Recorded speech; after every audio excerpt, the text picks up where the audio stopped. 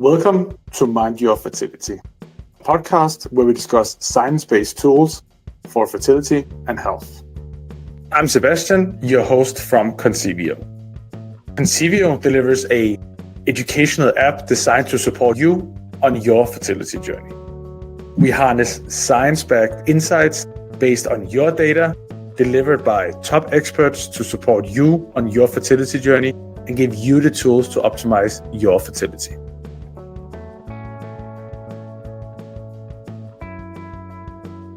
Today, we are honored to have Natasha Evans with us. Natasha is a registered nutritionist and health coach specializing in fertility. In her private practice, she works with couples who are wanting to conceive naturally, or individuals or couples going through assisted reproductive technology. Natasha is also the founder of the Fertility 360 method, 9 steps to 9 months, a holistic, full 360-degree approach to fertility with optimization across diet, lifestyle, environment, and supplementation. Natasha is also a member of the Fertility Nutrition Center and sees clients through her private practice, as well as seeing clients through the cutting-edge longevity clinic, Human, located in Mayfair in the UK. With more than 9 years of experience in tech, she continues to share her experience with tech companies including Stride, where she's the head of nutrition, and also in the femtech company Day, where she advises clients on how to optimize their vaginal microbiome and tackle period pain. And with that, Natasha, thank you so much for joining us today. Thank you for having me. So I think there's a lot of our listeners that are interested in how aging actually affects fertility.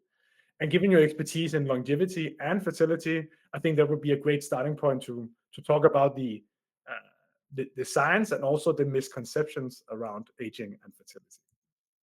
Yeah, sure. So I think there's a lot of media attention. There always has been a lot of attention on women's age and fertility. And the reality is that women and men are waiting later and later in life to have children. And whilst this is very possible, and actually the average age that people are conceiving is increasing year on year. In fact, the fastest growing age category for women to conceive is the over 40s. So despite all that, there are some challenges that come with conceiving later in life.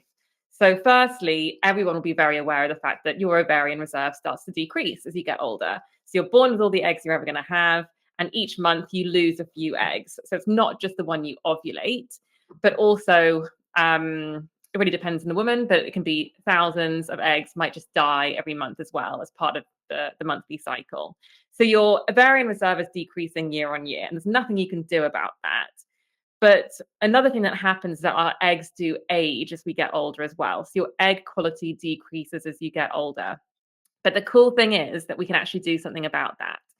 And unfortunately, most women aren't told this. So, they go into the IVF experience and they might ask the question, is there anything I can do to improve my chances? Anything I can do to improve my egg quality? And so often what I hear from my clients is that they're told, no, there's nothing you can do. You just have to try another round or whatever it is. Maybe they'll have a conversation around smoking or alcohol or losing weight, but that's all it is really. And it really doesn't give them very much to work with. But actually, there are so many things you can do to support egg quality. And so I work with a lot of women who are in their 40s, and we try everything we can to really support their egg quality to enhance their chances of conceiving naturally or preparing for IVF. Maybe a bit of a detour on the topics, but I think it's really interesting that you say about aging and also trying to conceive later in life. And we do see that because of a lot of cultural reasons as well. But even in younger males, there's been a big study showing that the sperm quality has decreased by about 50% in developing countries. And you also see the same tendency in countries that are starting to be more developed and industrialized. So it's not only the aging, but actually the environment as well. And I know that's also something that you talk a lot about, how the environment impacts fertility. Do you see any tendencies or clients in your clinic being exposed to environment that you can kind of help them with, avoid toxins and et cetera? Yeah. Oh my gosh, totally. So, firstly, one thing I wanted to address there was that sperm quality also decreases with age. So, it's not just egg quality, it's also sperm quality. So, even past the age of 35, but definitely past the age of 40, even though you can still conceive as a man, you really want to be thinking about tools to improve your sperm quality, because DNA fragmentation starts increasing, which can really affect your chance of conceiving, increase your risk of miscarriage, but also affect the health of the child. So, yes, so male fertility is really important on the age side of things as well. And just because you can doesn't mean it's going to be optimal necessarily. But yeah, the environment. So we've got this natural aging of cells that happens, and that happens to all the cells in our body. So bearing in mind, the egg is a type of cell, the sperm is a type of cell. So all of our cells age as we get older, and we notice that visibly sometimes as well. And that's happening to our eggs and sperm. But our environment is really, in a way, causing our cells to age potentially quicker than they might have before, because we're exposed to so many things in our modern day environments that we've never been exposed to before. The amount, the way the world has progressed in the past 10 years, the past few decades, even the past couple of 100 years, versus where it was thousands of years ago, it's unprecedented how much the world has changed. And that is having an effect on our body. So some of the things we're exposed to now that we weren't even a few decades ago necessarily, for example, are ultra processed foods. So loads of chemicals, artificial substances in our food, very far from nature, very far from how we were designed to eat. So that's one example. Also, we've got artificial light, for example. We're exposed to way more artificial light than ever before. You can see that on satellite images of the world at night, for example. And that's really messing with our circadian rhythm and our melatonin production, which has a knock-on effect on our sleep, but also inflammation levels in the body, on our digestive function, so many things. Toxins are an environment. So things like plastics. We have hundreds of papers now on the effects of plastics or chemicals in plastic like BPA on our fertility, and the results are not good. So it has a really significant impact on our fertility. But also, that's just one thing we're exposed to. There are so many other chemicals. We invent hundreds of new chemicals every single year. So that's just giving you a few examples of all the things we're exposed to in our modern day life. And as you mentioned in my intro, I'm a firm believer that the reason why so many people are struggling to conceive now is because we are living in an unnatural world. So the thing that is meant to be the most natural thing for humans and animals to do is getting harder and harder. And the reason is twofold, really. The first reason is we are conceiving later and later for societal and, cultural reasons and all that kind of thing. But also the fact that we are living in this deeply unnatural world. We're very disconnected from the way we were supposed to live, and that is having a knock-on effect on our cellular health. And how do you think it plays into the role of egg quality and aging of the egg as well? Taking the natural versus the unnatural world that we're living in. Yeah. So as we mentioned before, we're born with all the eggs we're ever going to have. So they're just sitting in our body our whole lives. And for that reason, they're actually sensitive to our environment for our whole lives. So everything we've done up until today is affecting our egg quality, which is a real pain. You start to rethink all the decisions you made in your 20s and things like that. But yeah, they've basically been exposed to an entire lifetime of whatever debauchery we've been up to. And having said that, they are particularly sensitive to what's going on in your environment for 3 months prior to ovulation. And that's the very empowering thing, because it means that no matter what you've done in the past, if you really start to optimize your health today and work on that for 3 months prior to conceiving, you're going to be in a much better position to where you were before that. So I'm not sure if that answered your question. I actually can't remember what your question was. What was it? Yeah, I think you answered perfectly, and also in more detail. If we take the 3 months window, your 3 months window in terms of fertility, does that mean that you can do a lot of changes and then either do it permanently or maybe do a kind of an effort just before an IVF cycle? Or how would you recommend working around these 3 months? I guess the Yeah. earlier the better, but is there any practical advice you can give on that as well? Yes, the sooner you can start, the better. And unfortunately, most people only really think about this once they've encountered a few issues on their fertility journey already, and they're starting to think about what else they can do to support their fertility. Very few of us actually think on this preventative health kind of wavelength, but I think it is starting to change. So the sooner you can start working on optimizing your health for fertility, the better. If not, at least give it 3 months, because that is the optimal, that is the time the egg is most sensitive to its environment. And also the same goes for sperm. So men are constantly regenerating new sperm, but it takes about 3 months for sperm to mature. It's a bit less than that, but basically it's around the 3 month mark. So as a couple, if you're in a heterosexual relationship, then if you just spend 3 months really optimizing your health and then start trying to conceive, whether you're trying to conceive naturally or whether you're then going down the IVF process, the likelihood is you're going to increase your chances because of those 3 months of prep beforehand. So, and then in terms of what to do during those 3 months, really it's health optimization. I think fertility is a good proxy of your overall health during your reproductive years. So thinking about your health quite holistically. I think one trap we fall into sometimes in medicine is that if you've got a problem with your eye, you go to see an eye doctor. If you've got a problem with your fertility, you go to a fertility doctor. If you've got a problem with your gut, you go to a gut doctor. But none of these teams are communicating with each other. And actually, none of these systems exist in isolation. So the way nutritional therapists like to work is they like to look at the whole picture. So I want to know what's going on with your energy levels, with your skin, with your sleep, with your stress, with your digestion. I want to know all of that and more, because all of that gives me really crucial piece of the puzzle that might help indicate areas which might need optimization to help you conceive. So 3 months of health optimization, and I really promote a 360 approach here. So it's not just thinking about diet, but it's also thinking about sleep, stress, movement, toxic exposure, mindset, all of these different areas together to really make you feel amazing, firstly. And these are things you can implement for life, not just whilst you're trying to conceive, but also hopefully optimize your chances of conceiving. Yeah, thank you. And I love the way that you talk about seeing a new generation that is more preventative instead of intervening when they see a problem. But I do think a lot of people want to know about the term unexplained infertility, because a lot of people will hear about this and maybe also get the diagnosis from whoever they consult with. But I just wanted to understand your relationship to unexplained infertility. Yeah.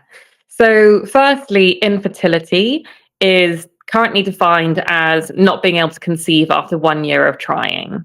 So, just because you have been diagnosed with infertility doesn't mean you're not going to be able to conceive. Actually, quite a high percentage of the people who have infertility after 1 year are able to conceive. I think it's about 80% are still able to conceive after that. And then some people may have more structural issues, which may be a bit more difficult.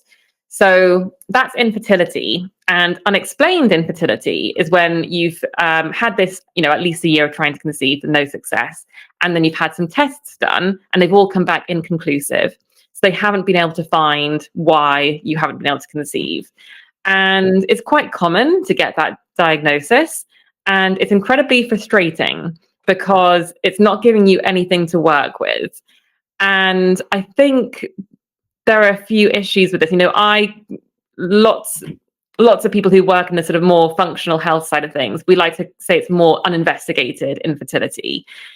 At least in the UK, the checks that the NHS tends to offer are quite restrictive. Firstly, the woman gets a lot more testing than the man, even though we know that infertility is 50% male factor, 50% female factor. But a man is only ever offered a very basic semen analysis. Whereas the woman, there's more testing done in the woman, but it's still not extensive enough. And really, when there are two things I think are helpful here. The first one is looking at the test results with different eyes. So the NHS, for example, looks at the normal ranges and they are this big. So you could be right here and be considered normal. You could be right here and considered normal. It's not necessarily optimal. So looking at more optimal ranges can be helpful. And secondly, there are more tests available privately. Unfortunately, not necessarily covered by the NHS, but there are more tests available that might have some more answers. So, and the diagnosis of unexplained infertility can be very disempowering because people really don't know what to do with that. And in general, fertility journeys can be very stressful. And when I see clients, they are doing all these calculations in their head about what it could be and second guessing every single thing they've done. Oh, maybe it was that donut I ate last week, or maybe it was because I had half a glass of wine the other day, all these things. And it's an absolute minefield. But yeah, if you have been diagnosed with unexplained infertility, I'd say there are probably still more answers out there. But you're going to have to find someone who's going to go a bit deeper. I think that's also a reassuring answer, that it's also about how much you investigate. So even though you get this message, there's still things to be done and things you can do. Yeah. And not second question every decision you made previously as well. Yeah. I think And actually, just to add to that, Sebastian, I would say before you seek more professional help, look inwards and see if there's anything you can notice yourself. So ask yourself the question, do you feel like you're in optimal health right now? Are there any areas where you feel like you're not where you want to be? And see if you can, your body will give you so many answers if you know how to listen, but it's really hard to listen these days. There are just so many distractions and so many things hacking our intuition. But if you're able to tap in, you might find some answers, some things you want to work on. And again, just like if you haven't done it already, see if you can just work on optimizing your health as a couple for 3 months. And if you're still not getting anywhere, then maybe it's worth seeking someone who's going to be helping you out a little bit more professionally. And how do you think people could initiate this working on their health? I guess a lot of people heard about diet, exercise, and stress are very important for fertility. Can you maybe dive a little deeper into how you work with these lifestyle changes? Yes, sure. So diet is really, really important. I think it's pretty common knowledge now that your diet really affects your health. And maybe a bit less common knowledge that diet affects your fertility. But again, if we see fertility as being a proxy of your overall health, then anything you can do to optimize your health is fantastic. But the reason why diet is so important is because we rely on our diet to get nutrients into our body to fuel different processes in the body. And whilst we can manufacture some nutrients ourselves, we are still largely relying on our diet to get these nutrients in. So, for example, we are looking for nutrients to help manufacture hormones, to support our mitochondrial health, which creates cellular energy, which is so important for fertility.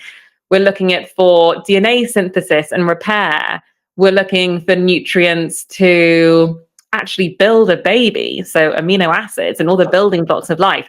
We need to get these things from our diet. So diet is really, really crucial.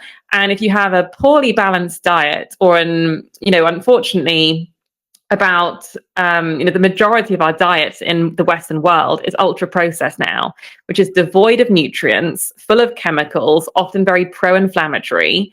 And that is not an optimal diet to support fertility. So going back, I like to say that we want to get back to nature and eat as close to nature as possible.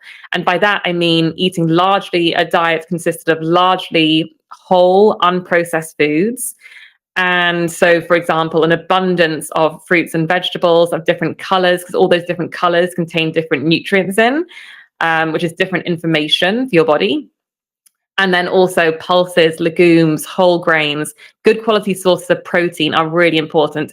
I actually see a lot of people under eating protein in clinic, potentially because, vegan and plant-based diets are so popular now and meat and protein's kind of been demonized. But actually, now, I feel like it's going in the opposite direction. I'm seeing so many people under eating protein, and it's so important for mitochondrial function, thyroid function, building a baby, all these different things. So good quality sources of protein like eggs, fish, shellfish, lean sources of red meat, chicken, game, all these things are incredibly nutrient dense, not just about the protein, but also about the B vitamins, the iron, the folate, vitamin A, things like that you can find in there that are so supportive of fertility. And then herbs, spices, olive oil, good fats, so nuts and seeds, all of those wonderful things. So building your diet primarily on those foods, and eating like that about 80 to 90% of the time, and then the rest of the time enjoying the occasional treat and things like that, because life is also worth living and food is there for pleasure as well. So diet is really, really crucial, but it's only one part of the picture as well. So we need to be thinking holistically about health, looking at the other aspects of life, the lifestyle, like the sleep and stress and everything like that as well. And how about stress? How do you see that fitting into our modern life as well? How can you work around stress and work with stress as well? Yes. So I think this is a tricky conversation, because most people I see in clinic are highly stressed, and fertility journeys are very stressful. So, and then when I talk to them about stress is probably the hardest thing for someone to change. Sometimes stress becomes a part of someone's identity, like a sort of very, very sort of type A person, someone who's an overachiever. And to get them to reduce their stress, it would require a massive change in lifestyle. So it's probably the hardest thing to get someone to change, but it is really important. And I think another reason why it's a difficult discussion is because actually the research is quite mixed around stress and fertility. So there's some research showing it's bad for fertility. There's some research showing it's completely neutral. And I think, having spoken to a few experts who work in this area of research, I think one of the reasons for this is because it's really hard to measure stress. So, for example, if you're just asking people to do a survey and tell you how stressed they are, most people really underestimate their stress levels, because they kind of normalized it, but it can actually be chronic low-grade stress. And then, you can test it in the blood, but cortisol levels fluctuate so much over the course of the day. You can test it in the urine, but again, it's not perfect. You can test it in the hair, which might be the best sample. So all these different sample methods, it's no wonder the data is really mixed. But if we think about what stress is from a physiological perspective, then we can start to realize how it might have an effect on fertility. So stress is a survival response. We only have one stress response, and it's there to keep us alive. So all humans have it, animals have it, plants have it. We need it to keep us alive. So it's our fight or flight response. And you're only ever in one of two nervous system states. You're either in fight or flight, your stress response, or rest and digest, which is your parasympathetic nervous system. So if you're constantly in your stress response, you're not going to be in that rest and digest side of things. But the problem is that the body's always looking for a safe time to make a baby. And you're not safe if you're constantly running from danger. And we're just exposed to way more dangers than we ever have been before. And, very smaller dangers than potentially before. We're not talking about predators or not having a mate or not having food. We have all of those now. But now we're being triggered by, a car coming down the road too quickly, or, an email coming in, hundreds of emails coming in every day, from an argument with someone else, an argument with someone online, being exposed to news, horrible news that's happening all around the world. There are so many stressors that are coming in. That's just kind of part of modern day life now. And I think most people are actually chronically stressed now. So, and what that's doing is, firstly, stress depletes nutrients. It's an energy intensive process because it's a survival response. It's there to keep us alive. So it's depleting lots of nutrient resources around the body. It's also redirecting blood flow and resources to parts of the body that need it the most in times of survival. So to your senses, to your brain, to your muscles, but away from your digestive tract. So you're not going to be able to digest your food and absorb your nutrients as well. And away from the reproductive system, because you don't need to reproduce right now. You just need to look after yourself. So physiologically, we can start to understand why stress can impact fertility. But as I say, it's one of the hardest things to change. So I normally say to my clients, there are two things we can do here. The first thing is to reduce the stressors in your life. Sometimes that's really hard. For example, it's family, or maybe it's grief, maybe it's work. These ones are quite hard to change sometimes. Although some of my clients drop down to 4 days a week, some of them even quit their job sometimes. It's up to them what they want to do with that. But there are some things you might be able to reduce. So, for example, setting better boundaries with people, or coming off social media, reducing your social media time, reducing your news, the amount of news you absorb, all that kind of thing. Thinking about those different inputs. And then the other thing we can do is to improve our resilience to stress and just build up a better stress toolkit. So some of the techniques I discuss with my clients, for example, journaling, I think is amazing.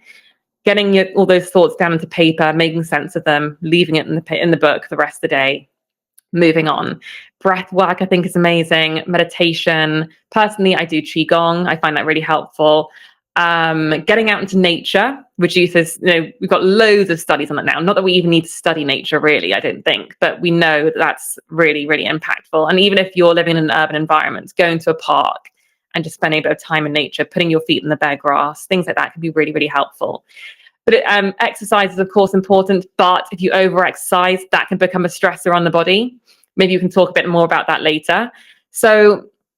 But you have to find the things that are going to work for you. So I know for some people, meditation really doesn't work. But you need to find a practice that's going to work for you.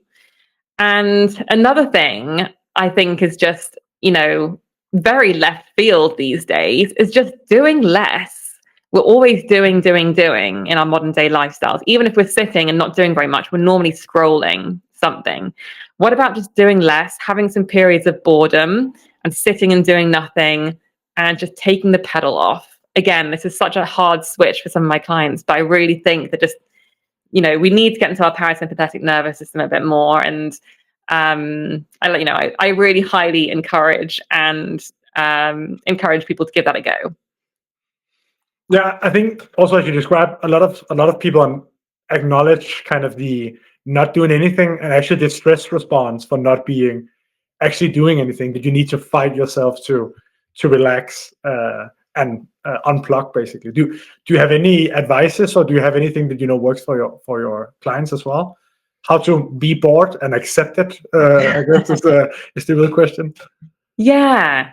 Well, I think I would just start by just doing one thing mindfully, just one thing at a time. So, for example, rather than cooking and listening to a podcast at the same time, or cooking with the television on in the background, just cook. Then when you're enjoying your cup of tea first thing in the morning, just drink your cup of tea. Don't scroll social media at the same time. Don't do your emails. Just try and do one thing to begin with. And already, I think that's an amazing step. We're often doing multiple things at once. And another thing I think is really nice to try is just to eat your food and do nothing else as well, which again is a lost art. Most people are eating whilst in front of the TV, in front of their emails, even in meetings. When you look at, if you Google or type in on YouTube a video, just look for a video of any other animal eating in the world. All they do is eat. They do nothing else at the same time. We're the only animals who have managed to find a way to do something else at the same time as eating. And it's not natural. It's really affecting our digestion and how we're able to absorb our nutrients. So anyway, that's an example of saying, just start by seeing if you can just do one thing at a time and really be present with it and enjoy it. And, even from doing that, I think you become so much more grateful for these slow and more mindful moments. And you might get a bit more comfortable with slowing down your lifestyle in general. Yeah, I think it's funny. Actually, the eating, there's a lot of studies showing that if you eat while doing other things, you don't chew, the sufficient amount, and then you have all the inflammatory responses and digestion issues. Exactly. So it's not only kind of the sympathetic nervous system, but it's also, just the mechanical actions that you're doing as well. So we could all learn from that. I should say, watch animal eating and then just copy what they're doing, basically. Yeah. I think it's interesting. I do think a lot of people have stress relief doing exercise as well. So maybe Yeah. we can open up, kind of talk about exercise, what is too little exercise, what is excessive exercise, and what is, a fitting level and intensity of exercise. Yeah, absolutely. So, as one of my 9 steps to 9 months in my Fertility 360 method, one of the steps is movement. And the reason I say movement over exercise is because exercise is kind of like something you schedule and you put as an hour in your diary. Movement is something you do throughout the day. So, whilst having, 3 1-hour exercise periods in your week is a fantastic thing, we also want to think about regular movement over the course of the day. Unfortunately, we're living very sedentary lifestyles now. And again, that's another way that we're living in an unnatural world. We used to move around a lot more than we do now. So bringing more movement into your day is really important. We know now that, sitting is the new smoking, and it's kind of true. So some ways that regular movement over the course of the day really helps you. So firstly, it stimulates blood flow around the body. For things to move around your body, you need to move. So when you're more sedentary, you might have more issues with blood flow. Might increase your risk of cardiovascular disease. In fact, we know that from the data. It might slow down your digestive system, slow down your lymphatic system, anything that requires movement around the body. And we need plenty of blood flow to the uterus and the testicular area for fertility. But if we're stagnant, if we're just sitting, then you're not going to have as much blood flow. So blood flow is really important. It also supports the lymphatic system, which is part of our detoxification system, which is so important in an incredibly toxic world. I like to encourage people to bring more movement into their day. So moving every 45 minutes to an hour, even if it's just a little shake around, a little jump up and down, walk up and down the stairs, go to the kettle, make a cup of tea. If you're at home, maybe do 10 squats by the kettle or do 10 press ups, whatever it is. Just a bit more movement throughout the day, even just fidgeting. So all of these things can be really helpful. And then on the exercise side of things, again, most people are very sedentary now. We know exercise is incredibly good for our health. And so many people would have felt the endorphins and the benefits to their mental health of exercising. So we definitely want to get some good exercise in. So really looking about preferably 3 to 4 decent exercise sessions over the course of the week. But the type of exercise is important, and not overdoing it is also important. So type of exercise, I'd say you don't want anything super high intensity. So particularly with women, I've seen so many women who are doing high intensity interval training, CrossFit, training for competing in events, big sporting events that just don't even have periods. Everything's shut down. And it's because it's such a stressor on the body that, again, it's, you don't need to make a baby when you're running away from danger. So light to moderate intensity exercising. I do think resistance training, weight training is fantastic, particularly if you've got PCOS. The research is really supportive in that being a really helpful mechanism. And if you need to lose weight, because putting on some muscle mass can be really helpful in terms of sort of increasing your metabolic rate and helping that weight loss. And then any sort of lighter types of movement, so yoga, Pilates, brisk walking, running, but not long distances, all of that's fantastic. And on the male side of things, very similar. I think they can get away with a bit higher intensity, but in terms of things like marathon training, Ironman training, probably not the best whilst you're trying to conceive. Cycling no more than 5 hours a week because of the heat around the testicles, which is not good for sperm. And yeah, I think one thing I'm seeing a lot at the moment is a lot of women who are over exercising. I think there's a real trend, it's sort of fit, not thin trend that's been happening on social media for the past 10 years or so. And whilst it's been amazing to get people moving more, unfortunately, I do see loads of women with a low body weight. And low body weight and low body fat percentage is not conducive to fertility. You need to be, nicely in the safe zone, basically. So I'd say around 3 to 4 periods of exercise per week, light to moderate intensity. Men can probably get away with a bit more, but being careful around the cycling side of things, not doing super long distance, and then regular movement across the day, and you should be all right.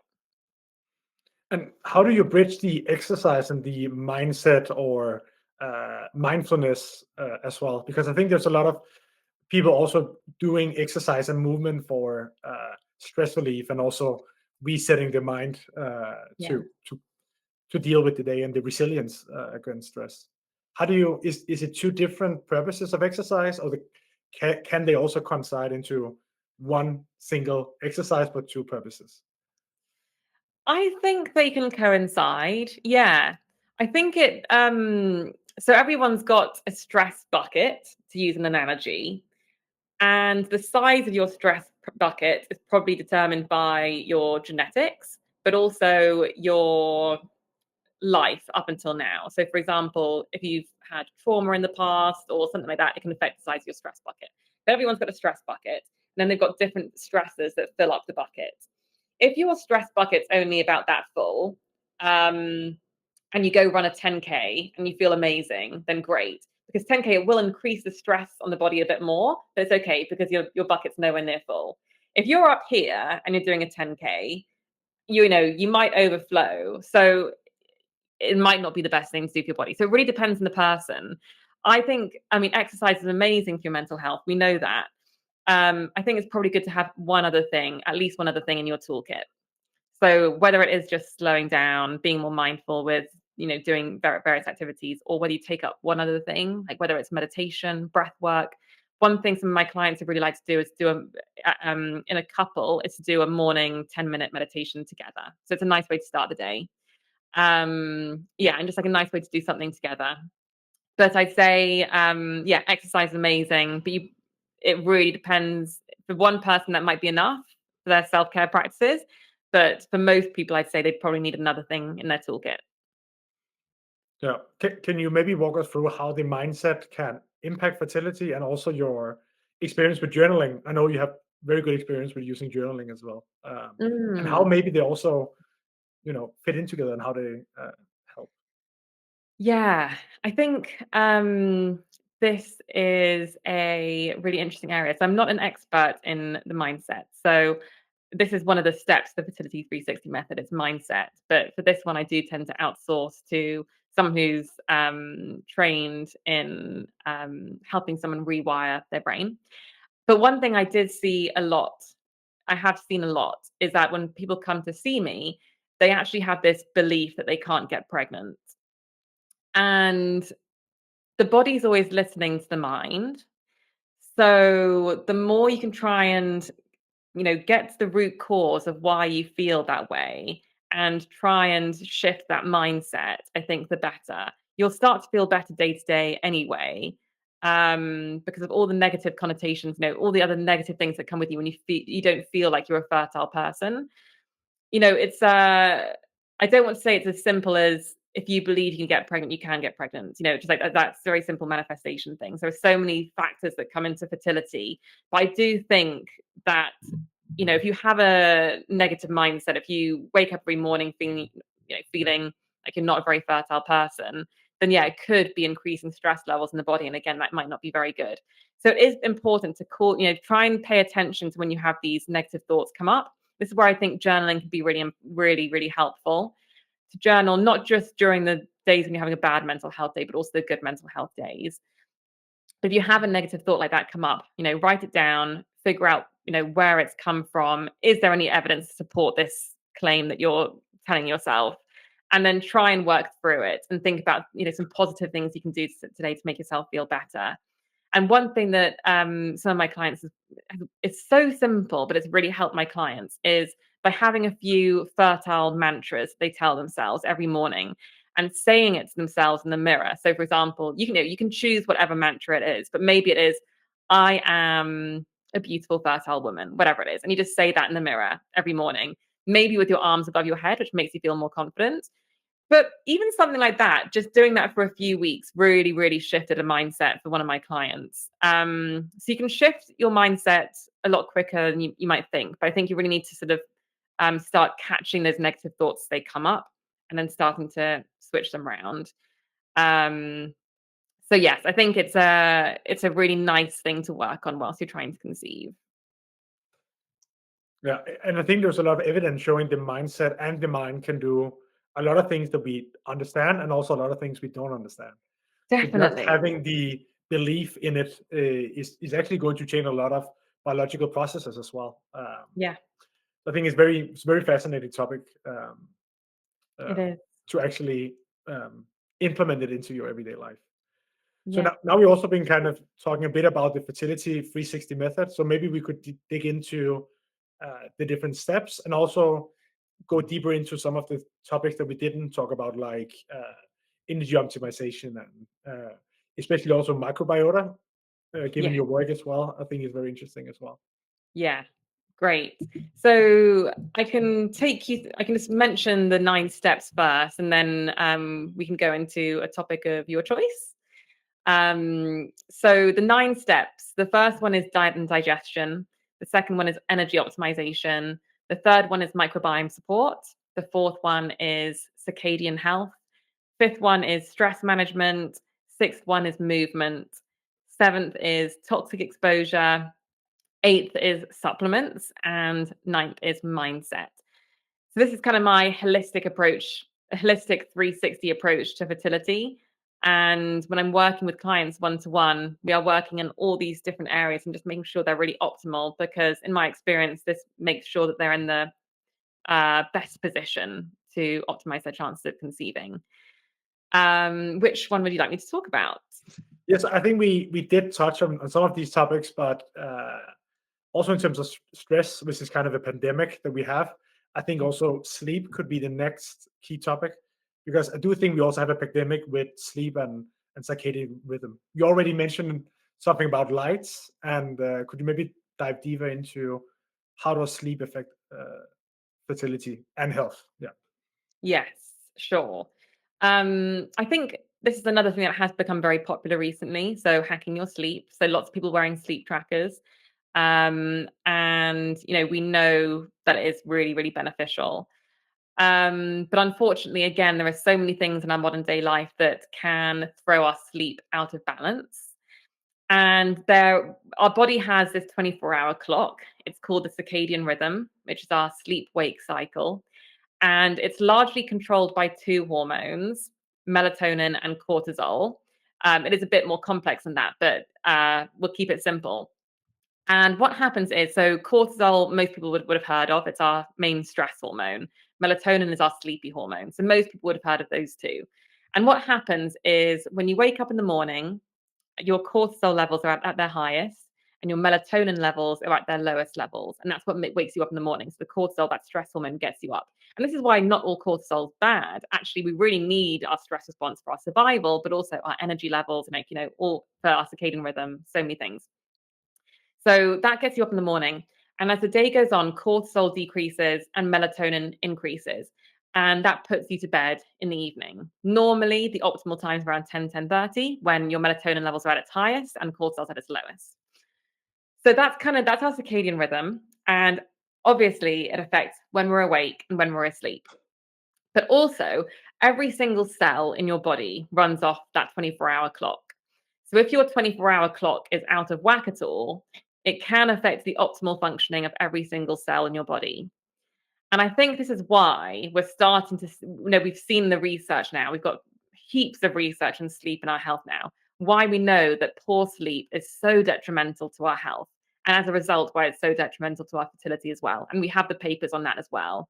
We know that 6 hours or less per night, or doing shift work and stuff like that, can have a really detrimental effect on your fertility.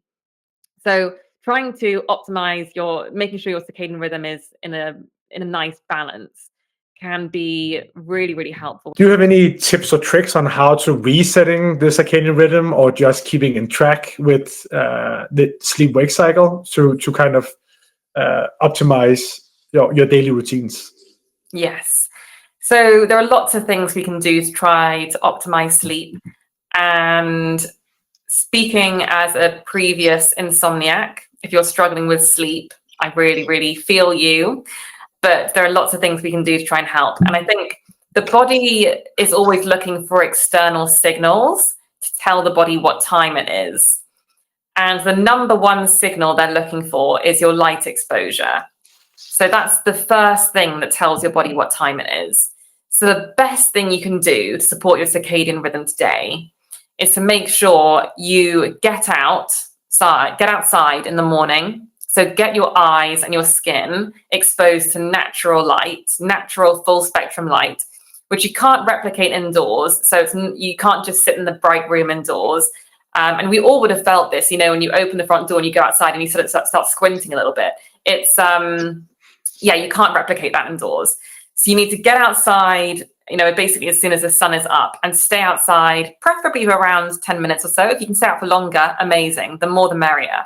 The more time you can spend outside, the better. But if you have to prioritize 10 minutes in the morning when the sun is up, then that's amazing. And that full spectrum light tells the body it's the morning and it's time for everything to kick into gear. And then on the other side of that, you want to keep your artificial light exposure to a minimum after sunset. So in the winter, obviously, that's a lot earlier, which is hard to do with our modern day lifestyles. And in the summer, it's later.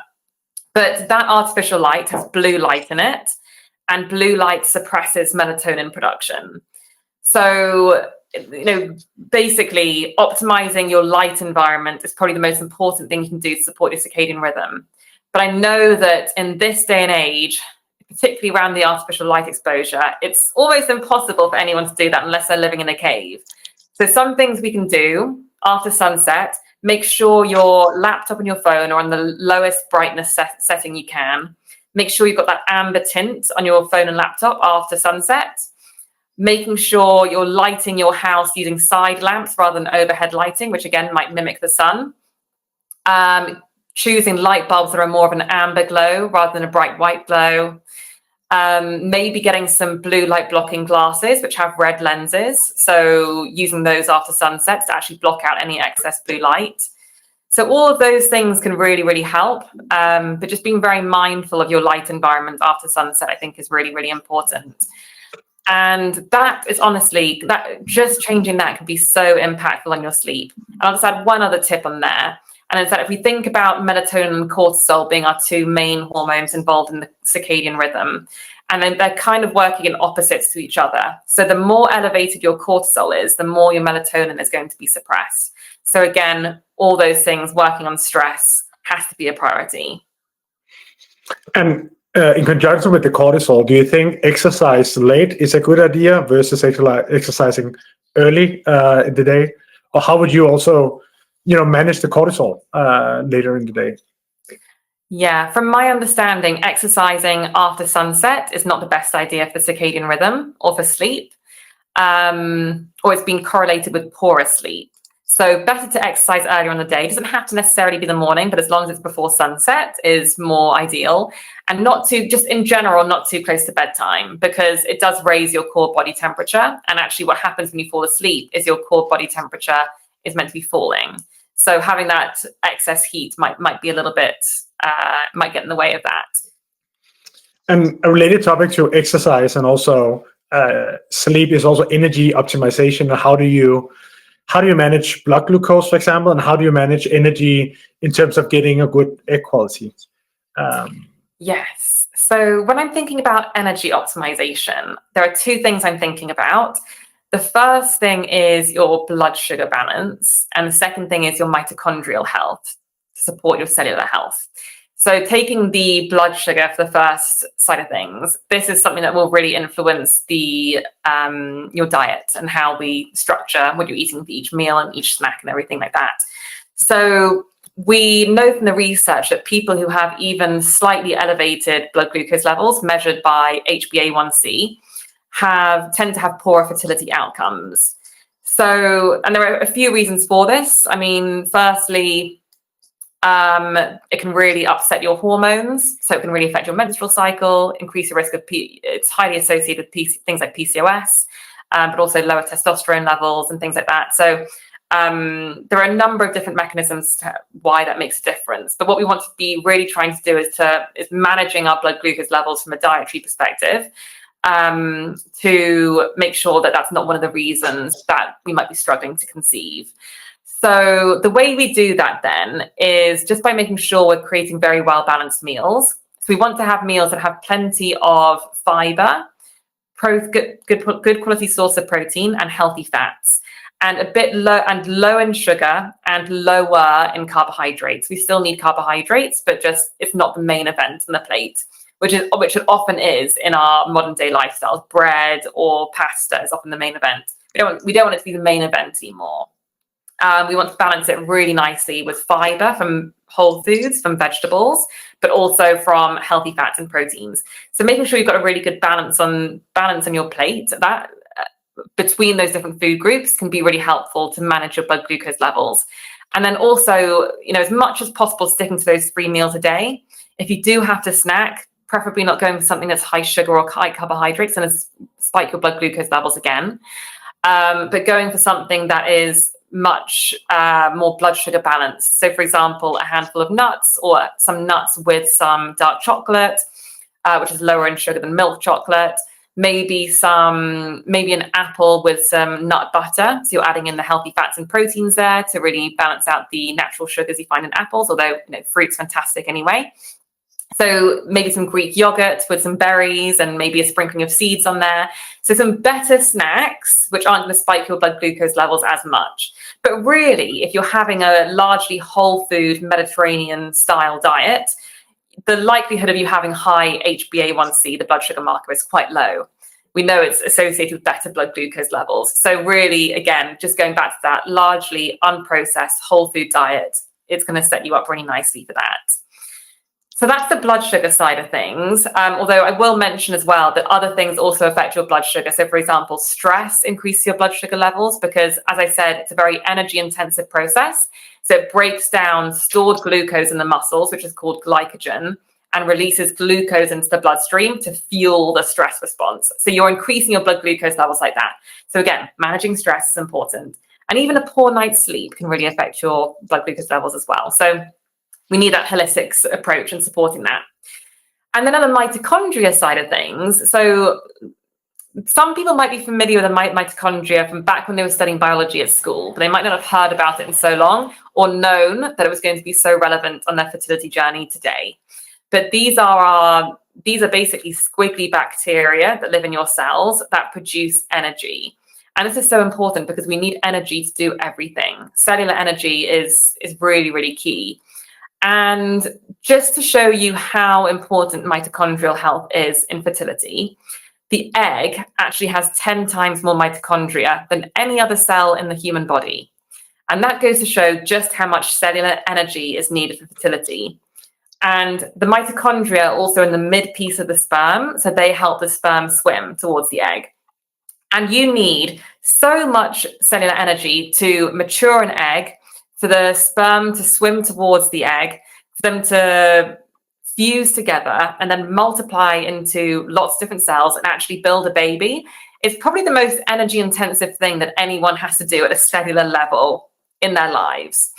So we need mitochondrial, we really need good mitochondrial health. And unfortunately, again, our mitochondria are under attack from our modern day lives. So ultra processed foods, inflammatory foods, even light exposure, again, can really affect our mitochondria. Spending most of our days indoors, not being close to nature, toxins really affect our mitochondrial DNA.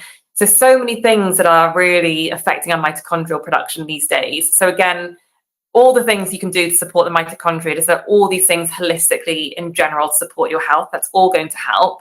But there are also things we can do on the diet and supplementation side of things to really support the mitochondria.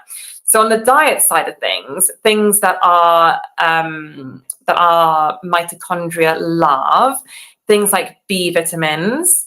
So we get those mostly from animal foods. So from red meat, for example, which is why it's good to have a little bit of that in the fertility diet.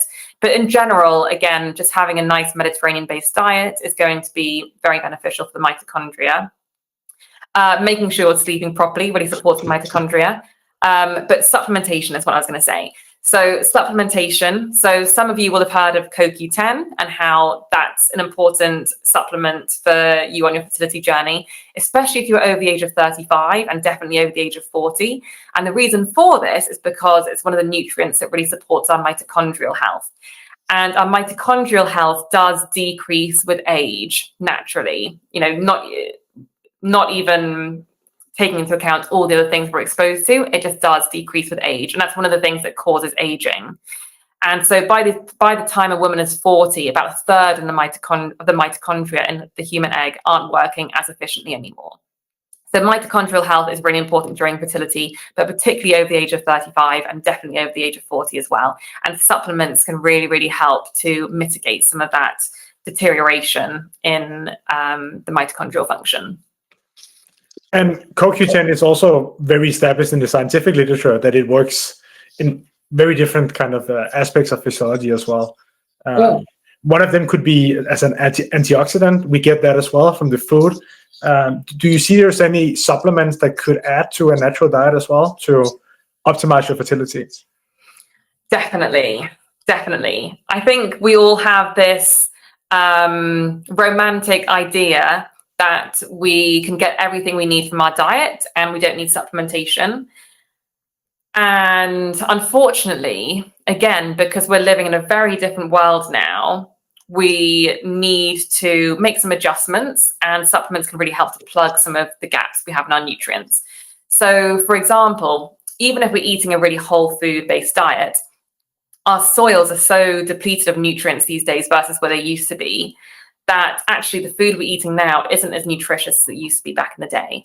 So most people tend to have quite low magnesium levels, for example, even if they're eating plenty of dark leafy greens and things like that contain magnesium.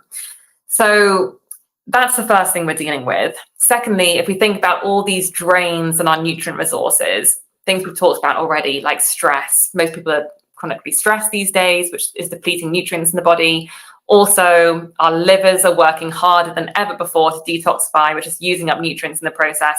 So our nutrient needs are potentially a little bit higher these days. We might need to get a little bit extra in. And also, the studies are just very supportive of supplementation for fertility. We know that they do help optimize your chances of conceiving, improve egg and sperm quality, improve your chances of a successful IVF process, a healthy pregnancy. And so, yeah, they are definitely a part of all my plans and my clients. And I think there are some nutrients that we know are particularly important. So, for example, folate, vitamin D, omega-3, and so we definitely want to be getting those in. I normally get folate and vitamin D in a really good quality fertility multivitamin, and then add an omega-3 on top. And I also think a probiotic can be helpful in some cases, but you want to get one that's suitable for pregnancy. But then the supplement plan needs to be customized depending on your age, depending on what diet you're on at the moment, because that'll affect, where you might have where you might need some additional nutrition support. So it has to be personalized depending on the person. But I think a good place to start for most people, although worth checking with a healthcare provider for you that you're having the right ones, is a good quality fertility multivitamin that contains folate and also omega-3.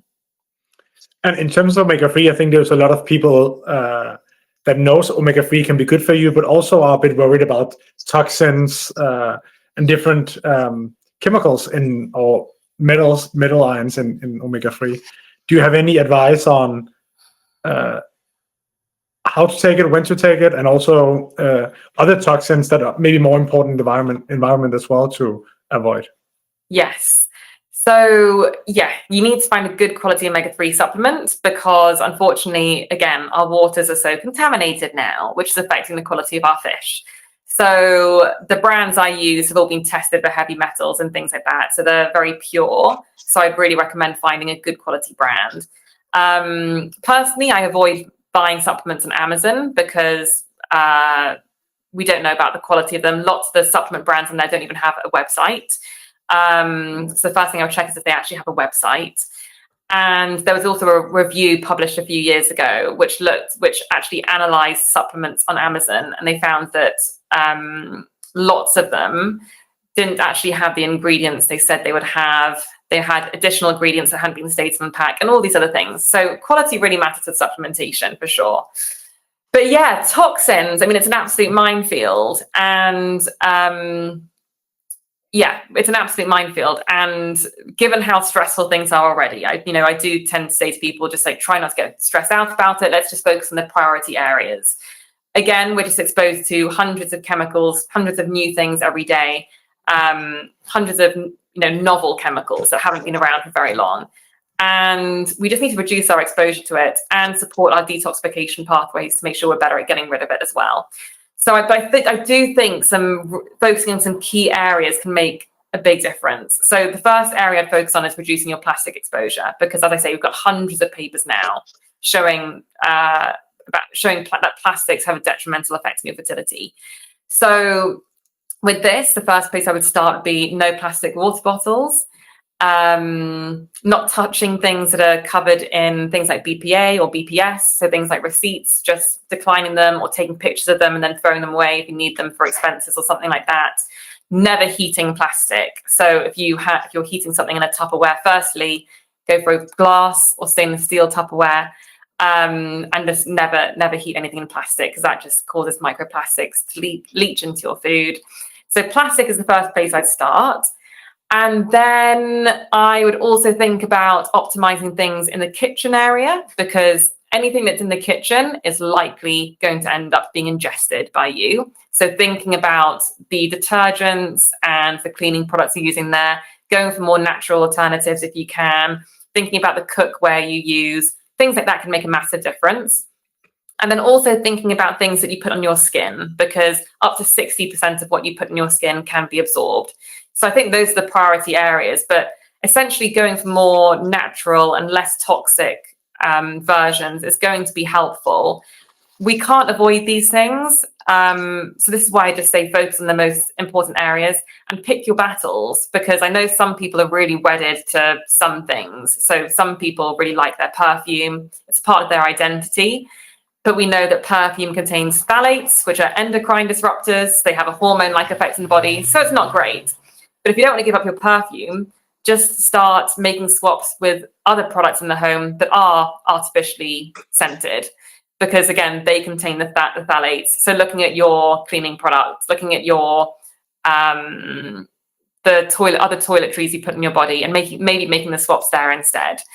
So you can go down this massive rabbit hole for ages, but I just think, and it can be very stressful, but even a handful of swaps can make a massive difference. Yeah, I definitely think that all the things that you can find online where you can do small things to optimize your fertility is going to be an overload of information and to-do lists to replace. So, I mean, maybe can you sum up the most important things you see in general? Maybe also for women about 40 as well, what would be your safe bets on where to put in some efforts without overloading your stress and mindfulness as well? Yeah, sure. So if we're talking about women over 40, so we know that the ovarian reserve is lower than it was in your 30s. That's just what happens. But you can work on optimizing your egg quality now. So I would start by taking out the obvious things. So alcohol, smoking. If you need some help with that, then obviously seek professional help to get off those things, because they're addictive. So it's hard. But all kinds of smoking, not just cigarettes, but also vaping, marijuana, anything like that. All of those we know to be seriously detrimental. So that's the first place I'd start. Start with the really obvious ones. And then I'd look to really clean up the diet. So as I say, prioritizing home cooked, unprocessed or minimally processed food, whole foods, trying to get as many colors into the diet as much as possible from all these different fruits and vegetables. Because as I say, each of those different colors has different nutrients in. So you're more likely to be hitting your nutrient needs by eating diversity. So try not to rotate the same vegetables day in, day out, but go for a real diversity. And then make sure you're getting in some healthy fats as well. So nuts, seeds, olive oil, oily fish, egg yolks, all that kind of thing is fantastic. And protein, about a quarter of the plate for protein. And this is unprocessed or minimally processed protein, not the ultra processed types of protein that we see in sort of sandwich meats and sausages and bacon. There are better versions you can buy from butchers and things like that. So it's a blanket statement there. But, good quality sources of meat, but not the ones that are very far removed from nature. We're talking McDonald's patties and stuff like that. So clean up the diet. I like to focus on the things you can add into the diet, but also I'd be wary about the things you maybe need to reduce in the diet as well. So the first one is sugar. We know that sugar is not good for fertility at all.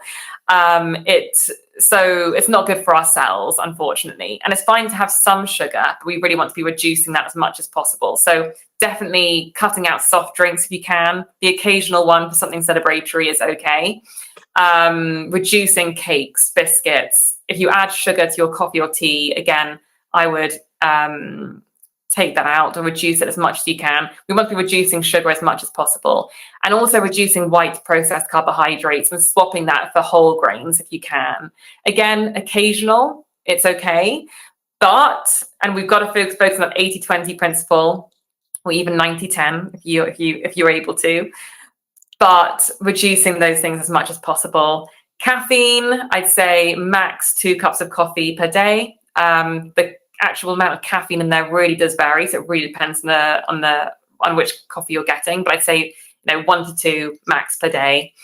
And thinking about all those other sources of caffeine that might add up over the course of the day as well. So the NHS recommends no more than 200 milligrams of caffeine per day in pregnancy. I'd recommend the same for fertility when you're trying to conceive as well. So that's the diet side of things. Obviously, just slowing down, doing more self-care. You're the priority right now. So prioritize you, put good boundaries in place. Make sure you're going to bed at a consistent time every night if you can. Being careful around your light exposure in the evening to really support your sleep. Move regularly, even if you can't do exercise. If you don't have the time for exercise, just make sure you're moving as much as possible over the course of the day. I think it's really important. And then focusing on just some of those key swaps around the house and just reducing your exposure to some of those toxins can make all the difference. Or if you tend to be at the office or working in the city during the day, even things like taking quieter roads over busier roads, walking on the inside of the pavement rather than the outside of the pavement, even that makes a difference. Those can just make a whole load of difference as well. I think one key take home message from all of this information is you can do a lot of things, and it's okay to not do everything at once. So you can occasionally, divert from the guidelines to stay sane and also to stay happy and keep your identity. Definitely. I think there's a lot of discussion about microbiome. We have microbiome on our skin. We have it in our digestive system. We have vaginal and seminal microbiome as well. And the funny thing is that they correlate pretty also across different skins. So if you change one microbiome, the rest will follow in some way or another. So I think it's actually an interesting field. And I guess, Natasha, we could talk for long hours around this, but I would love to hear your input on how do you work with microbiome and what is the key take-home messages from microbiome and fertility. Sure. So our microbiome refers to the trillions of microorganisms that live in and on our body. So this includes bacteria, viruses, fungi, parasites, yeasts, molds, all these things that sound quite nasty, but actually the vast majority of them are beneficial. And we have a symbiotic relationship with them. So we look after them. We provide them with a home, with shelter, with food, with water, and they do things for us in return. And the reason we care about them is because we're actually more microbe than we are human. We've got more microbial cells in our body than human cells, and more microbial genes in our body than human genes. So we need to look after them, and they look after us in return. And many people would have heard of the gut microbiome now. Gut health has been really buzzwordy, and for good reason, because I kind of see the gut microbiome as being the control center of the other microbiomes. As you say, they all influence each other. So the gut influences the liver microbiome, the bladder, the skin, the eye, the lung, all of them. And the reason for that is because it probably has the highest density of microbes versus anywhere else in the body. So the trillions of microorganisms in there. And we know that the gut microbiome influences everything from our food preferences, to our weight, to our sleep, to our energy levels, to our digestive health, of course. It influences pretty much everything, our immune system, our mental health. It influences everything. So if we're thinking again about that holistic approach to fertility, of course, we need to look after our gut microbiome too. So I'll talk about some ways to optimize that in a second, but first you just cover the reproductive microbiomes. So another place where we've got bacteria is the vaginal microbiome and the endometrial microbiome, which is above that, and in the semen as well. And what we're seeing from the data, we've got some really nice data on the vaginal microbiome now. Semen microbiome is still in its early days, but really interesting things already. In the vaginal microbiome, the composition of the vaginal microbiome is actually significantly associated with fertility outcomes. So it seems to be correlated with implantation rates, IVF success outcomes, the health of the pregnancy. So it influences things like preterm birth. And even when you think about when you're giving birth, if you have a vaginal birth, the baby gets coated in the vaginal microbiome on the way out. And that sets up their immune system from day one. So the reproductive microbiomes are really interesting, but it's a good thing we're looking at the semen microbiome now too, because if a couple is having sex, then they're going to be influencing each other's microbiomes. And sometimes, we might have had some clients with really resistant bacteria in the vaginal microbiome. It's like, why isn't it going away? Well, it's probably coming from the man. So you need to be looking at this whole couple approach to the reproductive microbiomes. But anyway, some ways you can really optimize that. Firstly, I'd be getting probiotic foods and prebiotic foods in the diet. So probiotic foods are fermented foods that contain beneficial bacteria in there and it can help to populate your microbiomes with beneficial bacteria. So those will be things like kimchi, sauerkraut, kefir, live yogurt, kombucha, natto, tempeh, things like that. And we do have some research suggesting that the fastest way to improve the health of your gut microbiome is to have fermented foods every day. So giving a few of those a go, and just even a tablespoon or something like that is wonderful. So a great idea when you're trying to conceive. And then prebiotic foods are foods that feed the beneficial bacteria. So these are basically all fibrous foods. So all plants, vegetables, fruits, whole grains, pulses, legumes, herbs, spices. But some foods are particularly prebiotic. So things like onion, garlic, leek, Jerusalem artichokes, chicory, bananas if they're not too yellow.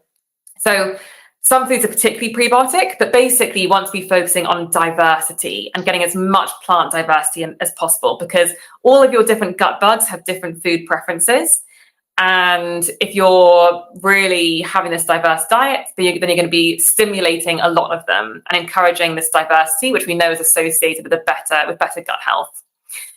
So, and on the vaginal microbiome side of things, we've got less research on how the diet might impact that, but it does seem like, again, the things that support the gut microbiome seem to have a beneficial effect in the vaginal microbiome. But some things we can really do from the lifestyle side of things, the vaginal microbiome, are things like not overwashing down there, not douching. That can just strip out all your beneficial bacteria. So many people are using harsh soaps down there because they're really self-conscious about how they smell. But actually, all you need is water because the vagina is self-cleaning. And actually, I've seen clients who have depleted beneficial bacteria in their vaginal microbiome, and they have been using soap down there. So definitely no more soap. If there is a particularly bad smell, then you probably need to go to the doctor because it might be BV or something like that. And then also preferably going for natural fabrics with underwear, using organic or as natural as possible period care products as possible. Never anything scented or bleached or with plastics in. Just simple swaps like that can make all the difference in supporting your vaginal microbiome. I think we do see a lot of new probiotic pills that can be used as well for vaginal microbiome. And even if you take it for the gut, there's actually a crossover effect as well. You can see the changes. But how far is the field in terms of using probiotics? So for the gut microbiome, we've got some decent data. I think where it becomes an issue is that different bacterial strains are beneficial for different things. So without working with a nutritionist to make sure you're having the right probiotic, it won't be doing any harm, but you might be throwing loads of money down the drain on an expensive probiotic that's not doing very much for you. If you're working with a nutritionist, then she can evaluate your symptoms, maybe do some testing to actually understand what's going on in the gut or vaginal microbiome, and recommend specific bacterial strains that we know we have the research in that can support whatever's going on, whatever imbalance there is that's going on. So I definitely do think they are helpful, but again, they might be a colossal waste of money if you don't know what you're doing with them. There are some really nice brands that do vaginal probiotics now that we know if you take them orally, they can make them through to the vaginal tract undisturbed. And there are also vaginal probiotic pessaries you can get as well now, but you normally have to get these things through practitioners. Yeah, so it's highly specialized. Yes. Yeah, okay. But I think it's interesting that the field is improving. So unexplained infertility is becoming explained, or maybe it's not even infertility. Yeah. So there is a lot of interesting research going on in this field.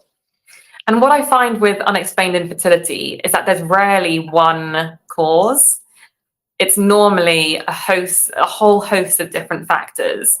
So, some people come in and they say, and they're very worried, maybe they've even been told it's just your egg health, it's because of your age. But actually, we find that there are things on both sides that are contributing towards their difficulties. It's very rarely just one thing. It's often a whole host of, different things contributing towards their struggles. And I think especially when you talk about HbA1c, the kind of long-term blood glucose levels, it's a sign of something else is not working as it should, like insulin resistance. Yes. So often it's multifactorial, but it's also a lot of different processes that are interlinked in fertility. And I think you put it very nicely that everything needs to come together. Yeah. Because it's so demanding to have an egg, it's so demanding to make a functional sperm cell, and it's even more demanding to actually create life from these two subparts. So I do think it's a lot of different moving pieces that need to come together. Definitely.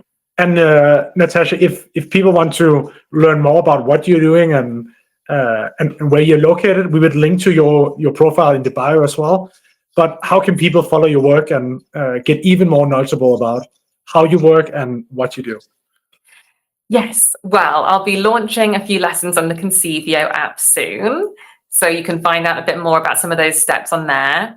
And you can also find me on my website, which is www.nenutrition.co.uk. And my Instagram is the same, so @nenutrition. I'm based in Surrey, which is on the outskirts of London, but I see 98% of my clients online. If you are in Surrey, you can come see me face to face at my home. We can have a cup of tea and have a chat. But otherwise, I basically see everyone online. And I do also work at the Human Clinic in Mayfair in London. So if someone wants to see me face to face there, then we can meet there too. Great. And I would love to meet you for a cup of tea and not doing anything else, but just drinking tea and not talking. I think that's, we also need that. So I can only encourage you to follow Natasha and her different activities. There's a lot of interesting things you're doing. So I can only encourage you to follow her one way or the other. For everyone listening, to find links to Natasha's website and her Fertility 360 method, please see the show note captions. If you're listening through any podcast provider, make sure to download our free Conceivio app. In the Conceivio app, you can see more insightful episodes of this podcast, video content, articles, and a specialized fertility community. Until next time, take care, and thank you for your interest in fertility and science-based tools for optimizing fertility and overall health.